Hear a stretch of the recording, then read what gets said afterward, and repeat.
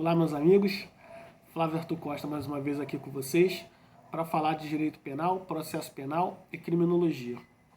Hoje, como eu coloquei lá na pauta, lá no Instagram, no Stories, e a pedido de um colega, de um grande amigo meu, Jorge Lucas, vou falar um pouquinho sobre Constituição Sociológica. Ele me fez uma pergunta no WhatsApp nos seguintes termos. Ele falou assim: Flávio, como é que uma Constituição ela vai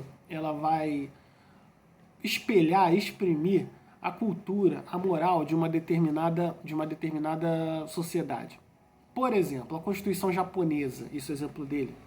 A Constituição japonesa, se aplicada ao Brasil, talvez não espelhasse a cultura brasileira e vice-versa. Você pode falar um pouco sobre isso? Posso. Vamos lá. Primeira coisa que a gente tem que saber, Jorge. Constituição é lei, ainda que seja uma lei maior, a Constituição é lei, é direito. Direito, ele é uma construção social, ele é uma construção que deriva da sociedade. Então nós podemos dizer que o direito ele é um fato social, ele é uma construção da sociedade, de uma determinada sociedade, num determinado tempo, num determinado espaço. Ok? Dito isto, a Constituição, em algumas vezes, de forma bem reduzida, sumária, em algumas vezes a Constituição se presta a espelhar as necessidades da comunidade, ou seja, a comunidade passa a ter uma necessidade, e a lei, nesse caso não a Constituição por ser lei maior, mas a lei, ela vai espelhar essa nova necessidade, alterando-se, ou seja, a sociedade alterando a lei, e você vê essa característica de fato social, ou ao contrário, ou muitas vezes a lei busca alterar a sociedade. Então você passa a legislar de uma determinada maneira para que a sociedade possa se alterar por meio da legislação, da coercitividade da legislação.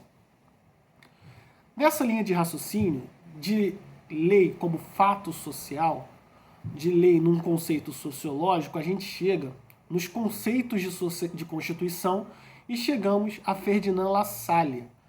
Ferdinand Lassalle tinha um conceito de Constituição muito interessante para você, que é o conceito de Constituição sociológica. Lassalle dizia que uma Constituição, para ser verdadeiramente uma Constituição, ela deve refletir os fatores reais de poder daquela determinada sociedade naquele determinado tempo. Ou seja, a Constituição, para que ela tenha eficácia dentro daquele território, ela tem a eficiência e eficácia, mas acho que nesse caso a palavra correta é eficácia, ela precisa refletir os fatores reais de poder. Ou seja, refletir a moral, a ética e toda a organização de poder dentro daquela determinada sociedade. Se uma Constituição assim não faz, ela é uma mera folha de papel. Ela está lá só para representar algo que na verdade não é praticado. É isso que Lassalle quer dizer. Então o que a gente tem que saber nesse primeiro momento é que muitas vezes nós vamos ter Constituições que refletem os fatores reais de poder dentro de uma sociedade e muitas vezes nós vamos ter Constituições que não refletem os fatores sociais de poder. Isso vai depender muito do momento histórico que aquele determinado Estado está. E quando eu falo Estado, entenda país. Então, isso depende do determinado momento, como por exemplo, nós tivemos duas constituições, alguns dizem uma, outros dizem duas, em 67, que eram constituições basicamente da ditadura militar. Ou talvez essas constituições, provavelmente, não refletiam a realidade dos fatores reais de poder dentro da sociedade brasileira. A Constituição de 88, a Constituição Cidadã, ela já busca ser uma Constituição que vai tentar ao máximo refletir os fatores reais de poder dentro da sociedade brasileira. Apesar de ser uma Constituição extremamente longa, extremamente prolixa, né? E nessa linha de raciocínio, é interessante a gente falar de um outro ponto, além do conceito de Constituição, que é as classificações de Constituição.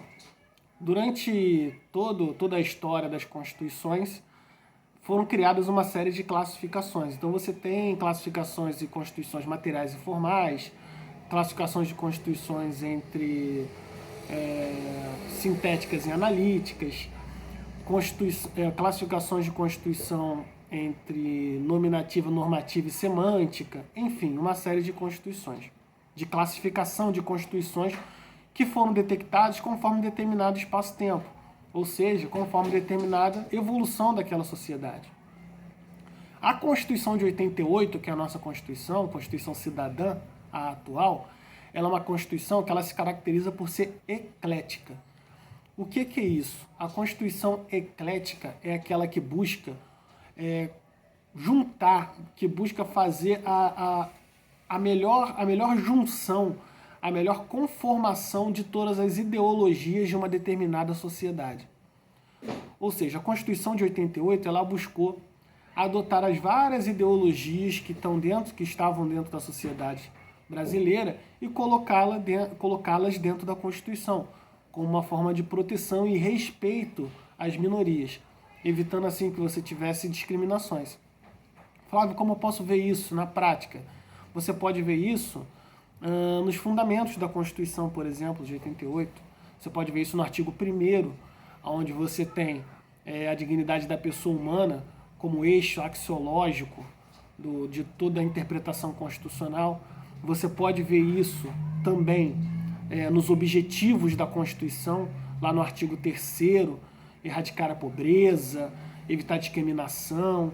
E você pode ver isso no nosso sistema eleitoral, onde você tem um sistema para os deputados, que são os representantes do povo na Assembleia Legislativa, no órgão legiferante. Você pode ver isso através do sistema proporcional, que é um sistema de respeito às minorias. O sistema proporcional é um sistema que ele é característico de respeito às minorias, para que você possa ter uma maior variação de ideologias dentro do órgão legiferante. E, lógico, o sistema partidário, né? O pluralismo político também deixa isso muito claro dentro da Constituição brasileira. Tá ok? O tempo do vídeo é curto, mas é isso. Se fixa nas classificações, no conceito de Constituição Sociológica de Ferdinand Lassalle e na classificação, embora não tenham outras, tá? Diversas outras classificações, mas eu acho que a mais importante aqui para a gente limitar o estudo é a Constituição eclética. Então, resumidamente, o que a gente pode dizer? De fato, você tem razão, uma Constituição ela deve refletir os fatores reais de poder e ideologia de um determinado Estado, porém nem sempre isso acontece. Isso deriva de uma análise de cada Constituição em cada momento histórico de cada Estado. E essa análise tem que ser feita, logicamente, de forma pormenorizada. E no tocante à alteração, por exemplo, de ter a Constituição japonesa não se conforma à realidade brasileira, é evidente que isso não aconteceria, porque você poderia cair e não ser considerado uma Constituição sob o conceito sociológico, né, de Ferdinand Lassalle. É isso, meu caro. Ficou um pouquinho longo, mas espero que você tenha entendido e compreendido que para uma Constituição refletir os fatores, refletir as ideologias, ela vai depender do seu determinado momento histórico de formação dessa Constituição. O que a gente pode dizer é que a Constituição brasileira ela visa, embora ainda não tenha conseguido 100%, buscar dominar todos esses fatores de poder e abarcar todos esses fatores de poder, ok? Um forte abraço para tu, forte abraço para vocês, até a próxima. Curtam nas redes sociais, tem canal no YouTube, dá uma moral pra gente lá, Flávio A.S. Costa, youtube.com/Flávio A.S. Costa. E na sexta-feira nós vamos falar um pouquinho sobre essa discussão que está acontecendo entre a nomeação da chefia da Polícia Federal e as decisões do ministro Alexandre de Moraes. Forte abraço e até a próxima.